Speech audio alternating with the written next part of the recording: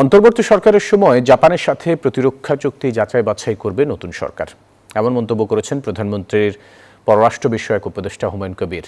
কর্মী পাঠাতে ট্রেনিং, ভাষা শিক্ষা সব ধরনের সহযোগিতা করবে জাপান। সার্ককে গতিশীল করতে পদক্ষেপ নিচ্ছে নতুন সরকার, এমনটিও জানিয়েছেন সার্ক মহাসচিব।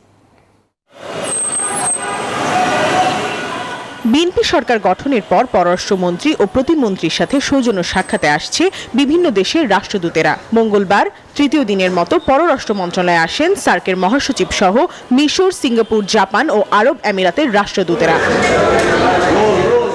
বৈঠক শেষে জাপানিজ রাষ্ট্রদূত সিনিচি জানিয়েছেন, জনশক্তি রপ্তানিতে বাংলাদেশের আগ্রহকে স্বাগত জানায় Japan. And also the culture and private organizations by dispatching Japanese language teachers and other methods. অন্তর্বর্তী সরকারের সময় করা ঢাকা টোকিও প্রতিরক্ষা চুক্তি বাস্তবায়ন চায় জাপান। তবে প্রধানমন্ত্রীর পররাষ্ট্র বিষয়ক উপদেষ্টা হুমায়ুন কবির জানালেন, প্রতিরক্ষা চুক্তিটি আরও যাচাই বাছাই করবে নতুন সরকার। সব মশার বিরুদ্ধে সুরক্ষা দিতে এলো বসুন্ধরা এক্সট্রিম অ্যারোসল, মশার বিরুদ্ধে এক্সট্রিম সুরক্ষা।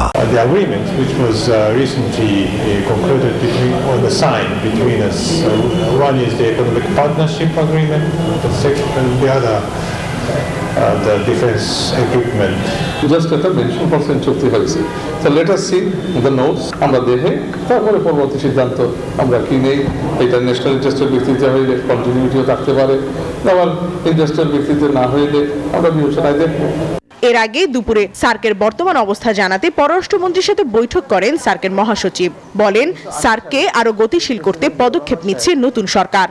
সার্ককে অতি ভীষণভাবে গুরুত্ব দিয়ে আবার এটাকে আরো বেশি করে গতিশীল করে তোলা। পররাষ্ট্রমন্ত্রী মহোদয়ের সাথে আমার এই বিষয়ে কথা হয়েছে। উনি বাংলাদেশ সরকারের যে এই বিষয়ে যে পরিকল্পনা, সেটি কিভাবে কি করা যায় সেটি নিয়ে ওনারা চিন্তা করছে। প্রমা চৌধুরী, নিউজ 24, ঢাকা।